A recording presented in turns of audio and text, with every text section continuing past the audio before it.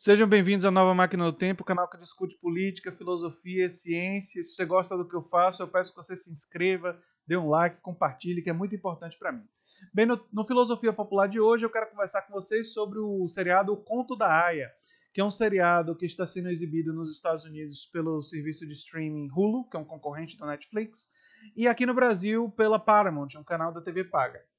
Bem, esse seriado trata de um futuro distópico, onde as taxas de natalidade caíram muito devido à poluição e outros problemas ambientais.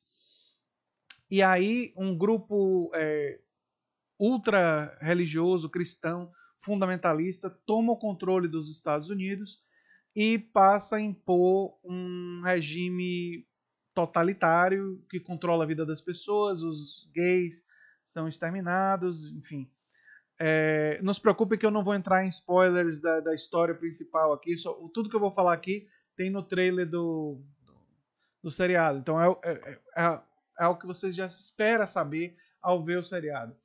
Pois bem, e esse seriado ele coloca a gente acompanhando a história de Offred, que é uma mulher que é utilizada, como muitas mulheres são, para ter filhos dos comandantes, né? Então são as mulheres, as aias, por isso o conto da aia, elas são escolhidas por serem férteis, normalmente mulheres que já tiveram um filho e não são casadas, e são colocadas nas casas dos comandantes para ter os filhos deles. E o seriado acompanha essa mulher, sendo que Offred é o nome que é dado pelo regime, ela tem um outro nome que eu também não vou contar, porque também é spoiler, e eu estou evitando spoilers nessa conversa aqui com vocês. Pois bem, o interessante do seriado é baseado num livro da Margaret Atwood, e esse livro da Margaret Atwood teve várias inspirações, ela escreveu nos anos 70, e ela estava vendo a ascensão de um movimento ultra radical evangélico nos Estados Unidos, que hoje faz com que 40 e poucos por cento da população, se não me engano, 43, 44% da população, acreditem que a Terra tem menos de 10 mil anos, que é uma interpretação ultra radical do cristianismo, de grupos protestantes.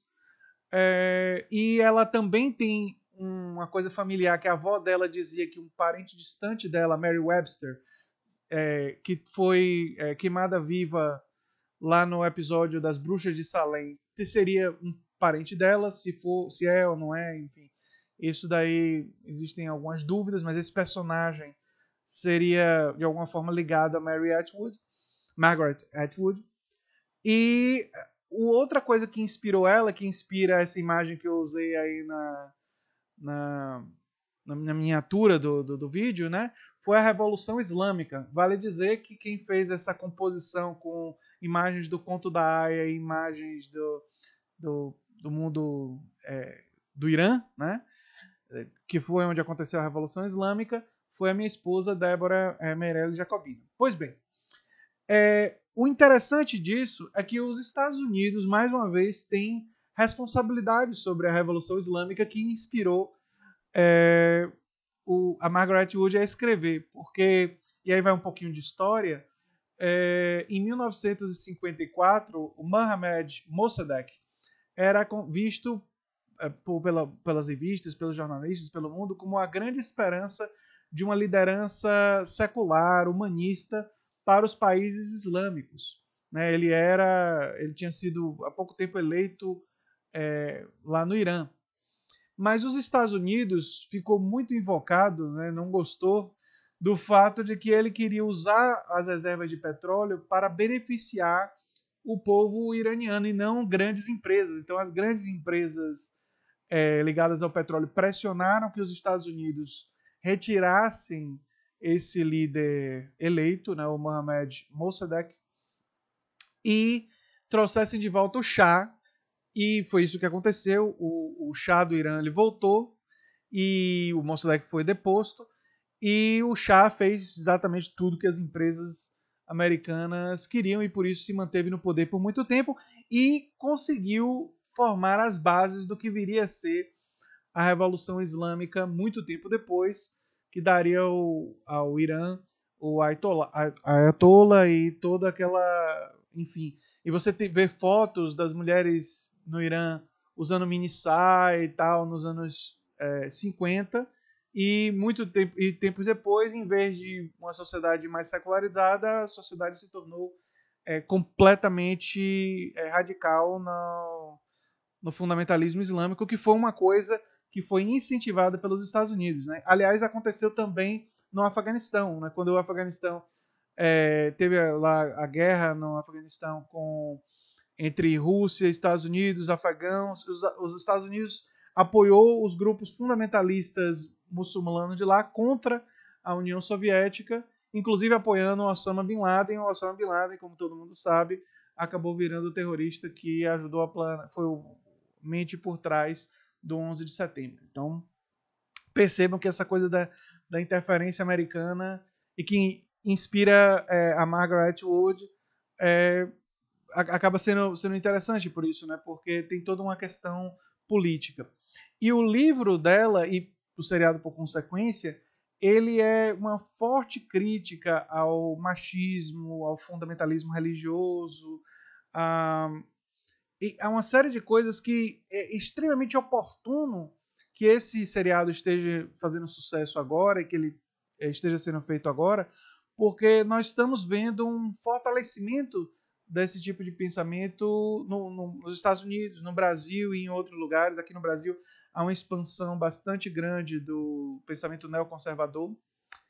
E existe uma continuidade entre o pensamento neoconservador e uma possibilidade de instauração de um regime fascista. A gente não precisa nem ir muito longe para ver que, embora não tenha instaurado um regime fascista, vários elementos protofascistas existem e existiam no discurso de Donald Trump. Quer dizer, Trump começou o discurso dele dizendo que mexicanos são estupradores, assassinos, bandidos, e alguns são boas pessoas. Isso é obviamente xenofobia. E por que xenofobia é uma das marcas do fascismo? Porque uma das marcas do fascismo é olhar para a sociedade e dizer que ela está decadente, que ela está perdendo o seu caminho, e que o culpado por isso é um culpado externo, seja ele o judeu, o mexicano, o muçulmano, enfim. É sempre o elemento externo da sociedade, aquele que não faz parte da tradição, que é responsabilizado pela decadência da sociedade, pelo fracasso da sociedade. Então é extremamente oportuno que o Conto da Aia, que critica tudo isso, esteja fazendo tanto sucesso nos dias atuais, né? É uma crítica bastante pertinente. E nós estamos vendo esse retorno, né? Que nunca foi totalmente embora, mas de um pensamento ultra fundamentalista, e que vem junto com ele vem o machismo, vem colocar a mulher num papel subalterno. Nós vemos no seriado, inclusive, as esposas dos comandantes. Você pensaria, porque ela é esposa de alguém poderoso, ela teria maiores privilégios e tal. Ela tem um pouco, mas você percebe rapidamente que elas têm pouquíssimo poder, né? Então você percebe que é uma sociedade que reproduz um profundo machismo.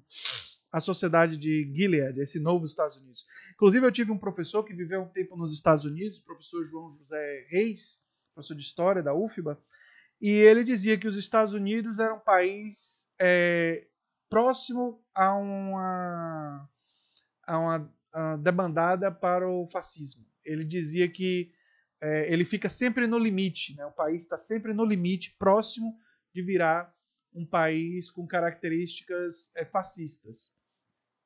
E a gente vê nesse seriado toda a inspiração que Margaret Atwood teve para retratar justamente isso, mas nos dias atuais ele serve muito bem para criticar coisas do nosso mundo, né? Coisas que estão acontecendo agora. Então eu acho esse seriado ele muito interessante. Ele tem uma série de peculiaridades que eu não citei aqui, mas as aias, como vocês viram nas fotos, elas ficam sempre de vermelho, né? Tem essa coisa das cores, né? E as esposas dos comandantes, se eu não me engano, estão predominantemente de azul, né?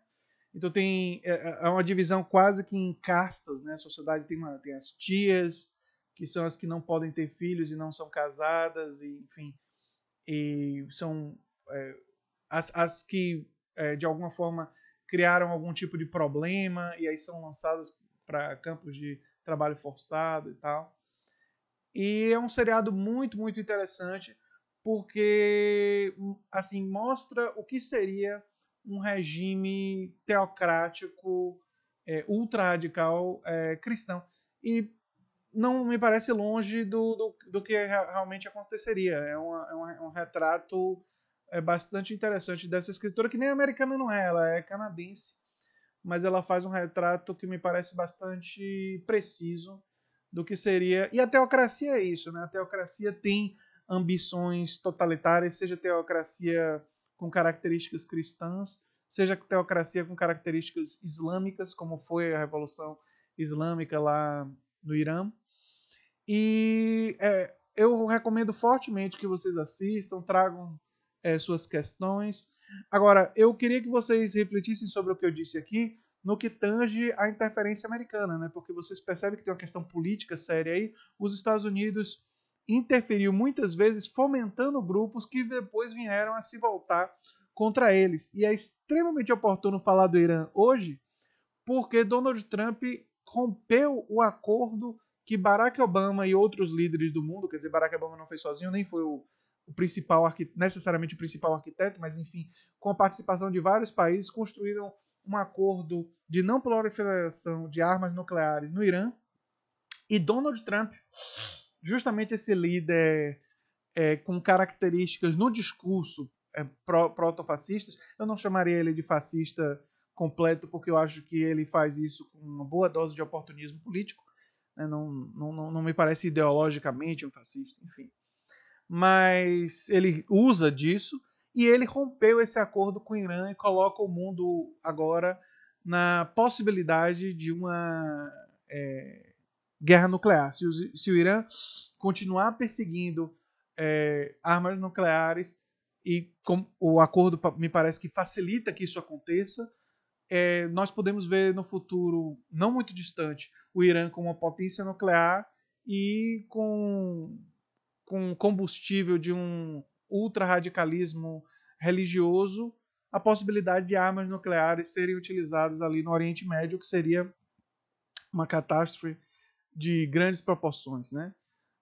Então, percebam que o que inspirou a Margaret Wood, que é ultra fundamentalismo cristão e muçulmano, ele está bem vivo nos dias de hoje e por isso o seriado, que é feito para nos divertir, também pode nos levar à reflexão e tem essa dimensão profundamente atual que tem a ver com a política, inclusive, dos dias de hoje.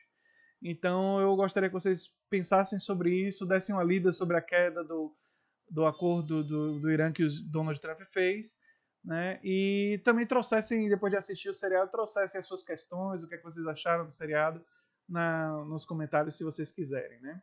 Bem, esse foi o Filosofia Popular de hoje. Se você gostou do que eu faço, peço que você se inscreva no canal, dê um like, compartilhe, que é muito importante para mim. Muito obrigado, gente. Um abração.